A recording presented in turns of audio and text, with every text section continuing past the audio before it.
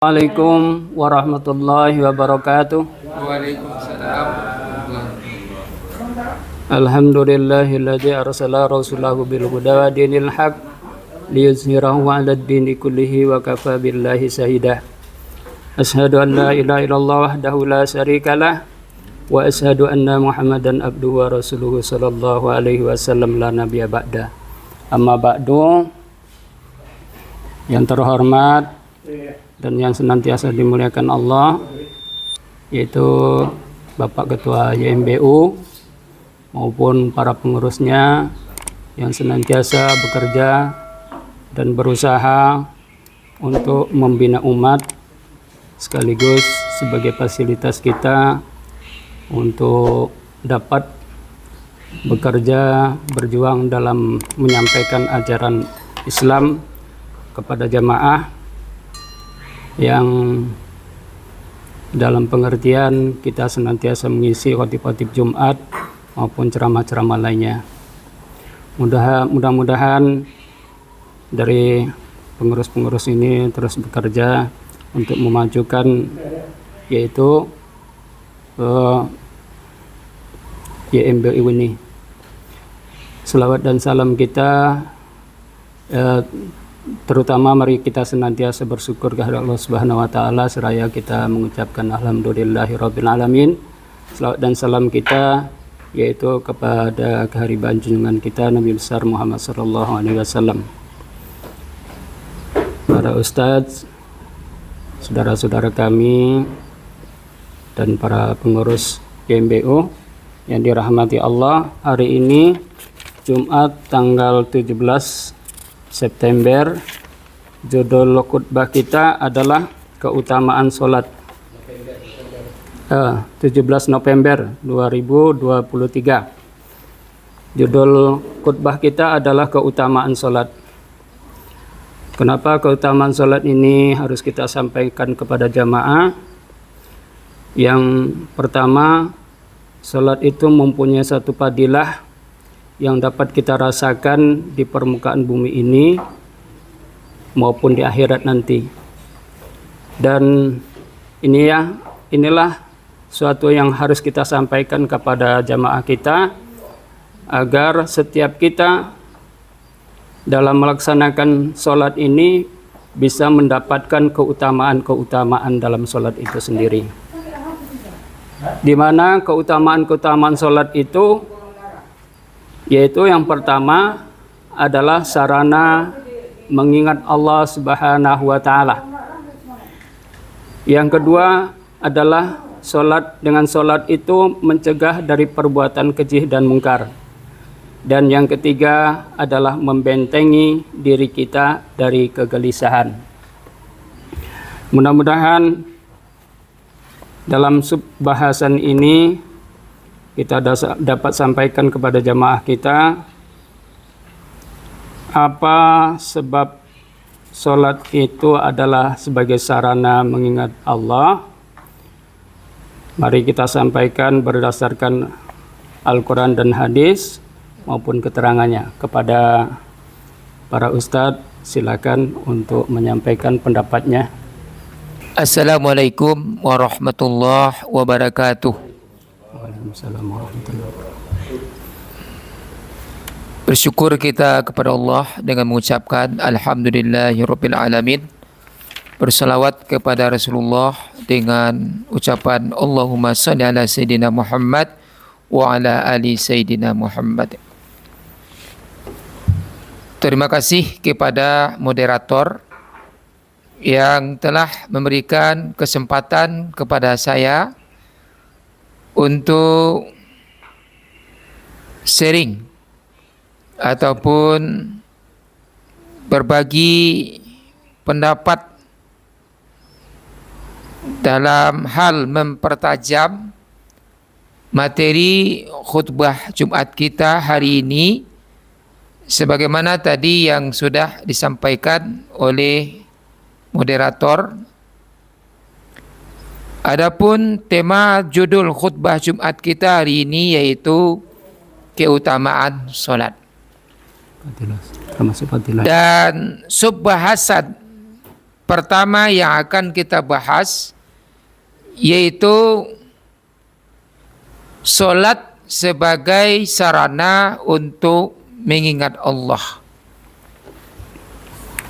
Sebagaimana dikemukakan atau diungkapkan di dalam firman Allah surat Tuha ayat yang ke-14. Aqimis salata li zikri. Dirikanlah solat untuk mengingatku. Nah, di dalam ayat ini sangat jelas sekali bahwa solat itu merupakan media sarana jalan untuk mengingat Allah. Kalau kita bandingkan dengan ibadah-ibadah yang lain, maka solat ini memiliki kedudukan yang sangat utama. Kenapa dikatakan memiliki kedudukan yang sangat utama? Karena ibadah solat dalam rangka mengingat Allah tidak saja dalam bentuk lisan. Akan tetapi solat itu memenuhi 3 unsur. Yang pertama, perbuatan, perkataan dan hati. Ketiga-tiganya itu merupakan satu kesatuan dalam hal mengingat Allah Subhanahu wa taala. Berdasarkan hadis Rasulullah sallallahu alaihi wasallam, bagaimana keadaan daripada tubuh atau perilaku di dalam mengingat Allah dalam salat. Berdasarkan hadis Nabi, yaitu tubuh kita ini menjadi tenang dia. Kata Nabi, lau khasha'at hazal qalbi la khasha'at jawari. Seandainya hati orang itu khusyuk di dalam mengingat Allah, maka anggota tubuhnya ikut mencerminkan rasa kekhusyukan itu dengan bawaan yang tenang. Jadi untuk anggota tubuh beserta gerakannya, kalau dia dikategorikan dalam rangka mengingat Allah, maka dia akan menunjukkan ketenangan. Sehingga dengan ketenangan itu keindahan ibadah solatnya itu tampak. Kemudian menurut Al-Habib Umar Al-Hafiz, bahwasanya kualitas nilai ibadah solat seseorang itu tinggi atau rendahnya itu tergantung seberapa besar dia itu mengingat Allah di dalam solatnya. Karena solat ini kan pelakunya secara garis besar kan ada 2. Pertama, pelakunya itu orang mukmin. Yang kedua, orang munafik.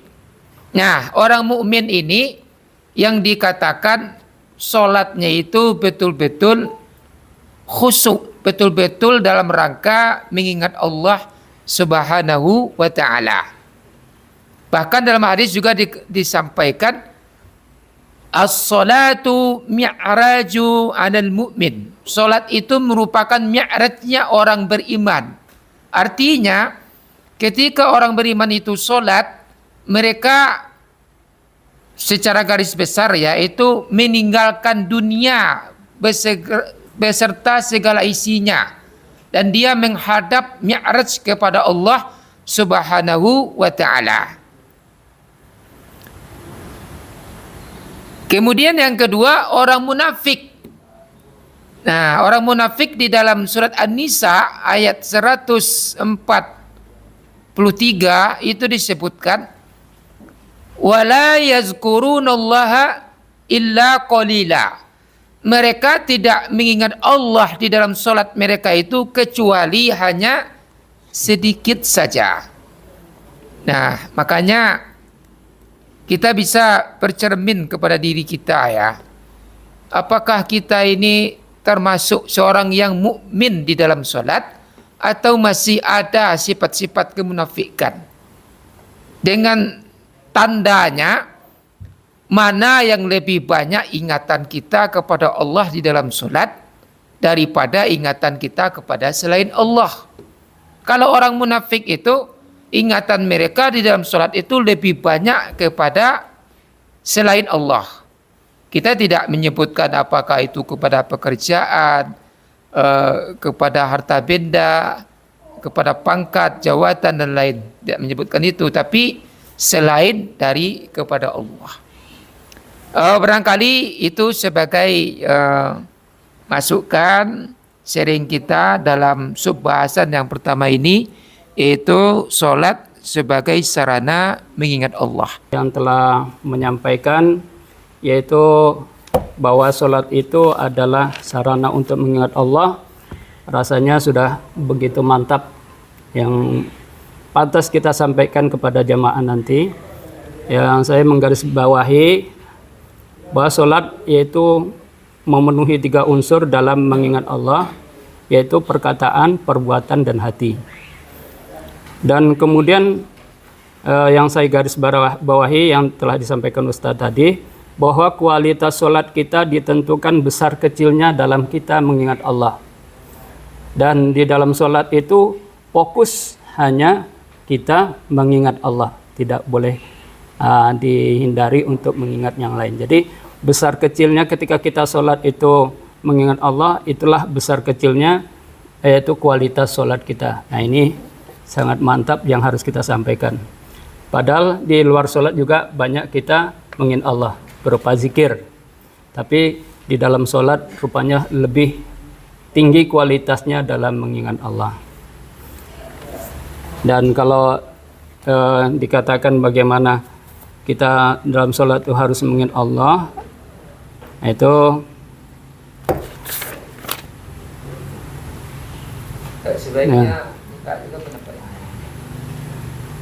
yaitu sholat, keutamaan sholat yang kedua adalah mencegah dari perbuatan keji dan mungkar. Jadi mohon pendapatnya atau uraiannya dari para Bapak Ustadz. Assalamualaikum warahmatullahi wabarakatuh. Alhamdulillah, saudara-saudara yang dimuliakan oleh Allah SWT, di sini dalam pembahasan mengenai keutamaan sholat dan masalah keutamaannya, yaitu mengenai apa? Ini adalah salah satu perbuatan yang sangat dilarang oleh Allah. Ya, perbuatan ini dikarenakan kita di dalam pelaksanaan ibadah kita sholat, jadi dikarenakan tidak khusyuknya dalam ibadah kita, maka tercerminlah terjadinya kemungkaran dalam diri itu, yaitu apa yang Assalamualaikum warahmatullahi wabarakatuh. Baik, sesuai dengan yang dibahas tadi, apa yang disampaikan oleh Khalifah Samsul Haq tentang keutamaan sholat, sebagaimana yang disampaikan tadi, memang benar kalau sholat itu betul-betul kita laksanakan sesuai dengan fungsinya, maka orang-orang yang melaksanakan sholat itu dengan benar sesuai syarat rukunnya, jadi ketenangan batin akan dia dapatkan. Kemudian aplikasinya di dalam kehidupan sehari-hari, jiwanya akan tenang sehingga dia tidak membuat keonaran sesuai dengan ayat seperti yang disampaikan tadi, inna sholata tanha anil fahsya'i wal munkar. Salat yang benar itu dapat mencegah seseorang dari berbuat keji dan mungkar. Benar itu adalah sesuai dengan syarat rukun sebagaimana yang dijelaskan oleh baginda Rasulullah SAW dan telah dicontohkan oleh beliau sendiri, bahwa Jika memang benar kita melaksanakan solat itu, maka kita akan terpelihara dari perbuatan keji dan mungkar. Itulah yang dapat saya sampaikan. Terima kasih. Assalamualaikum warahmatullahi wabarakatuh. Sesuai dengan hadis Rasulullah sallallahu alaihi wasallam, as-salatu imaduddin wa man aqamaha faqad aqamaddin wa man hadamaha faqad hadamaddin. Jadi salat itu adalah tiang agama. Barang siapa yang mendirikan salat berarti dia mendirikan agama. Dan barang siapa yang meninggalkan salat berarti meruntuhkan agama. Jadi kalau menurut hadis ini, orang yang berbuat keji itu adalah orang yang meruntuhkan agama. Artinya mereka sudah tidak lagi fokus dengan aturan Allah di dalam kehidupannya. Nah, jadi perbuatan keji, perbuatan yang melanggar aturan Allah itu yang merugikan pada diri sendiri. Dan perbuatan yang mungkar, yaitu perbuatan yang melanggar aturan Allah yang merugikan orang lain. Barangkali ini yang dapat saya pahami. Nah, tadi kita juga sudah mendengar bersama-sama beberapa pendapat saudara kita yang membahas tentang keutamaan salat dalam hal mencegah diri dari perbuatan keji dan mungkar. Nah, di sini sedikit kami menambahkan apa perbedaan antara fahsya wal mungkar, perbuatan keji dengan perbuatan yang mungkar. Nah, pertama kita merujuk dulu ke dalam firman Allah di dalam surat Bani Israel.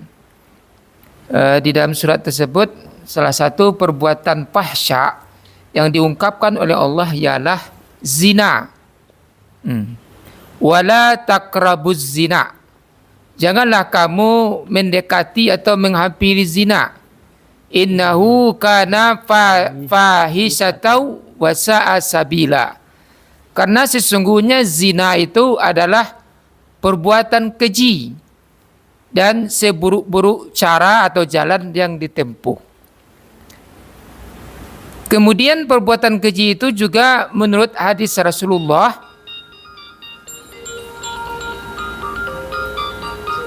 ialah seseorang yang mulutnya selalu menyakiti tetangganya atau menyakiti orang lain, berkata kotor.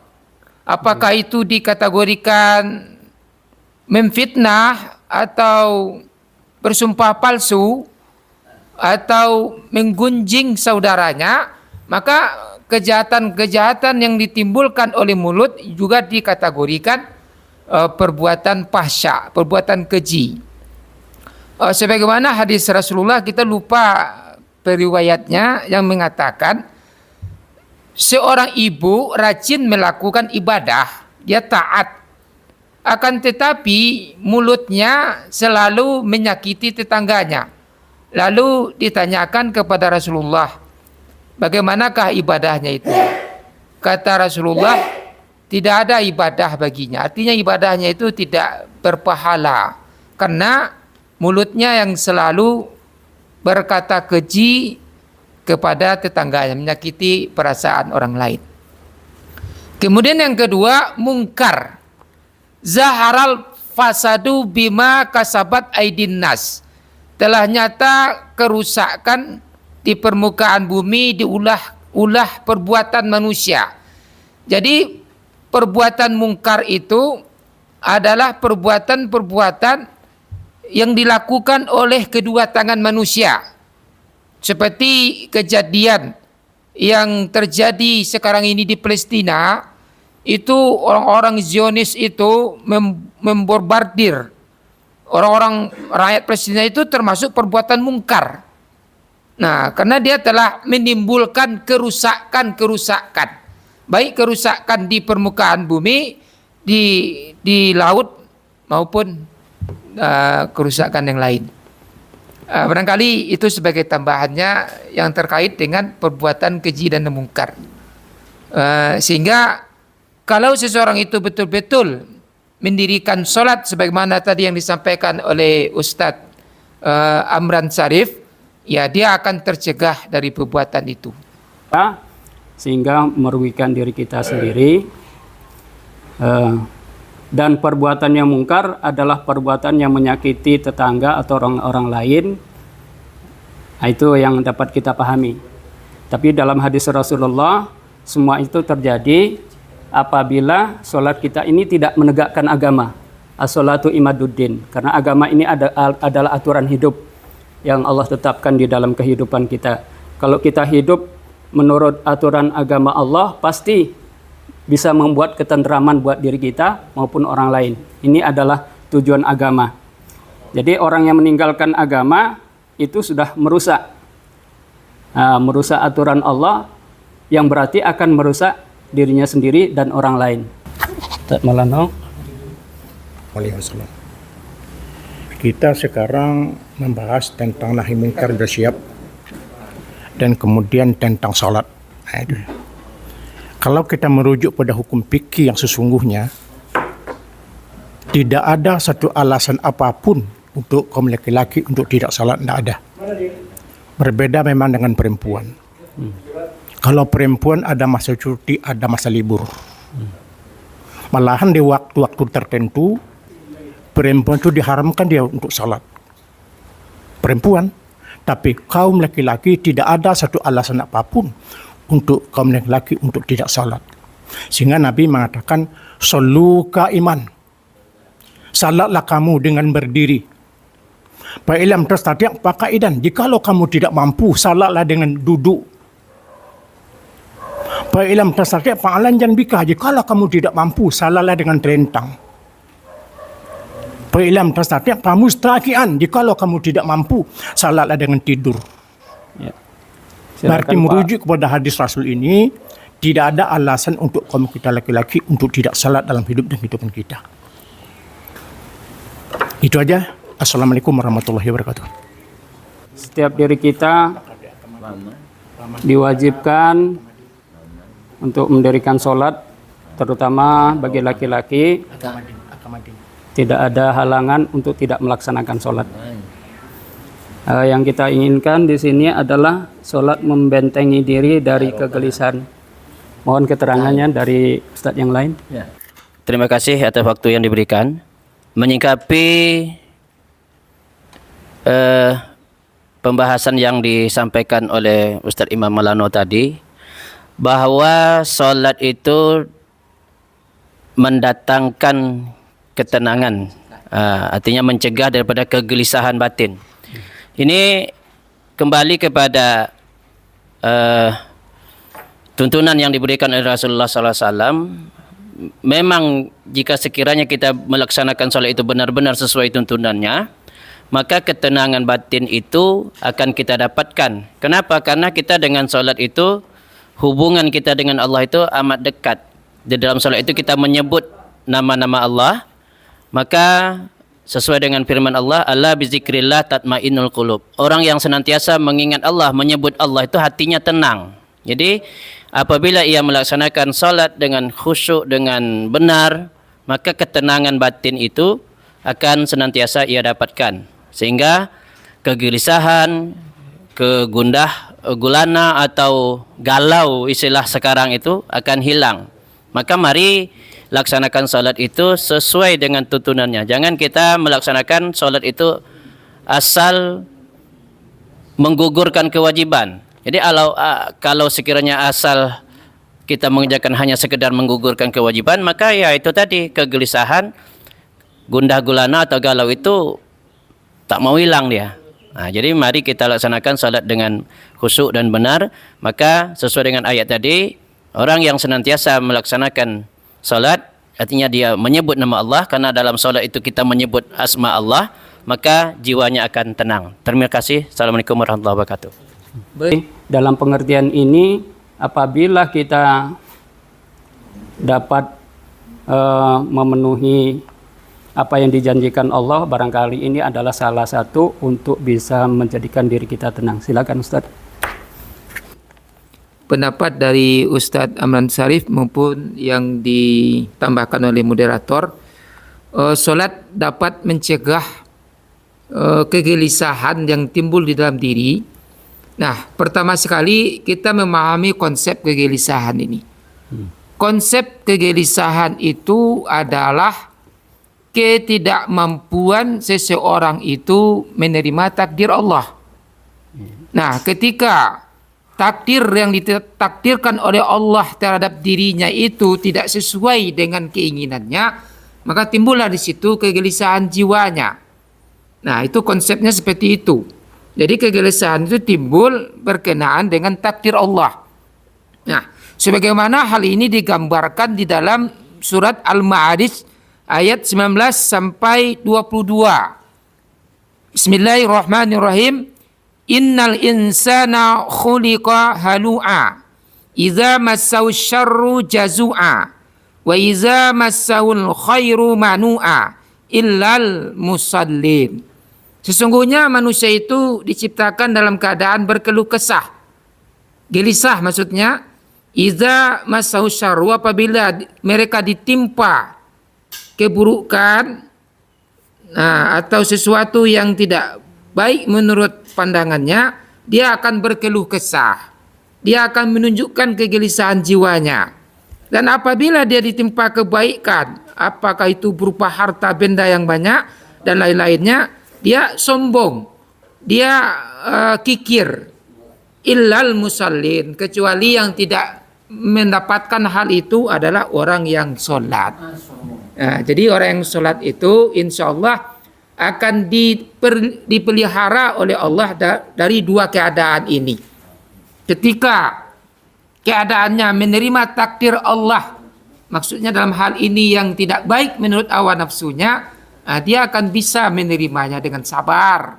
Ketika Allah mentakdirkan memberikan dia berupa karunia atau kenikmatan, dia akan bersyukur. Jadi itu dia maksudnya mencegah dari kegelisahan tersebut. Barangkali demikian. Terima kasih. Kepada Bapak Ustadz yang telah menyampaikan tadi, bahwa yang dapat saya garis bawahi, yang disampaikan Ustadz tadi, yang dapat kita sampaikan kepada jamaah nanti, bahwa kegelisahan itu adalah timbul dari ketidakmampuan kita dalam menerima takdir dari Allah. Itu. Yang kedua, kegelisahan ini dapat kita selesaikan dengan senantiasa kita sholat, karena setiap orang mukmin apabila ditimpa musibah, kalau dia sabar itu baik. Jadi dalam menanggapi yang demikian ini, sehingga kita redho kalau diterima musibah, karena itu baik apabila kita bersabar.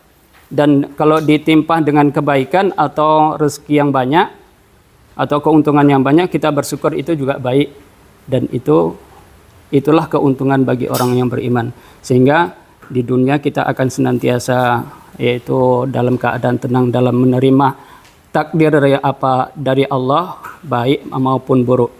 Namun yang selanjutnya perlu kita sampaikan juga, bahwa ketenangan kita dapat kita raih kalau kita sholat, karena sholat as-sholatu miftahul jannah. Sholat itu adalah kunci masuk dalam surga Allah Subhanahu wa taala. Jadi orang yang sholat itu sudah mempunyai kunci untuk masuk ke dalam surga Allah, sehingga dalam hidupnya dia akan fokus untuk senantiasa memelihara kunci ini sampai akhir hayatnya. Sampai akhir hayatnya. Jadi sampai dia mati nanti, hidupnya akan senantiasa tenang karena sudah mempunyai suatu kunci, yaitu masuk ke dalam surga Allah. Ini menurut hadis Rasulullah. Jadi kesimpulan yang dapat kita sampaikan yaitu yang pertama tadi, sholat yaitu dalam rangka mengingat Allah. Keutamaan sholat adalah mengingat Allah, ya. Sarana sholat adalah mengingat Allah, karena sarana sholat ini ada 3 unsur yang lebih sempurna daripada mengingat Allah di luar sholat. Yang pertama dengan perkataan, perbuatan, dan hati. Dan itu lebih di dalam sholat lebih fokus dalam mengingat Allah. Dan kualitas sholat itu besar kecilnya ditentukan bagaimana kita dalam mengingat Allah. Besar kecilnya dalam kita mengingat Allah di dalam sholat. Yang selanjutnya, bahwa apa yang dikatakan fahsya wal munkar. Dalam bahasan berikutnya mencegah dari perbuatan keji dan mungkar. Perbuatan fahsya yaitu perbuatan yang timbul dari hawa nafsu kita sehingga kita berbuat suatu yang dilarang oleh Allah Subhanahu wa taala yang merugikan diri kita sendiri. Yang kedua, mungkar itu adalah perbuatan yang menyakiti orang lain atau merugikan orang lain. Dan ini dapat dicegah dengan solat, karena solat itu imaduddin, yaitu solat itu menegakkan agama. Artinya solat itu adalah sarana untuk menegakkan aturan-aturan Allah di dalam kehidupan kita. Karena banyaknya kita melanggar aturan Allah itu disebabkan mungkin solat kita tidak sempurna, solat kita tidak khusyuk, atau orang yang sama sekali tidak melaksanakan solat. Kemudian solat sarana untuk merintangi diri dari kegelisahan, karena sholat itu adalah mengingat Allah sehingga hati kita menjadi tenang. Dan kegelisahan itu adalah timbul dari ketidakmampuan kita dalam menerima takdir Allah, sehingga dengan sholat ini apapun takdir Allah kita akan menjadi tenang. Apabila kita menerima takdir buruk dengan sabar, menerima takdir yang baik dengan syukur, karena keduanya baik di dalam kehidupan orang mukmin. Terima kasih. Barangkali itu saja yang dapat saya simpulkan mengenai pembahasan ini yang bisa kita kita sampaikan kepada jamaah nanti. Dan saya sudahi. Subhanallah wa bihamdika. Subhanallah wa bihamdihi. Subhanallah wa bihamdihi. Astagfirullah. Assalamualaikum warahmatullahi wabarakatuh. Waalaikumsalam.